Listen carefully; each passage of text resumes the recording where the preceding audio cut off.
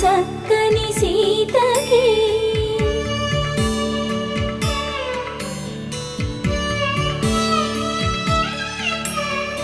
ఎర్ర జాబిలి చేయి రాముడేడని అడుగుతుంటే చూడలేదని పెదవి చెప్పే చెప్పలేమని కనులు చెప్పే నల్ల పూసైన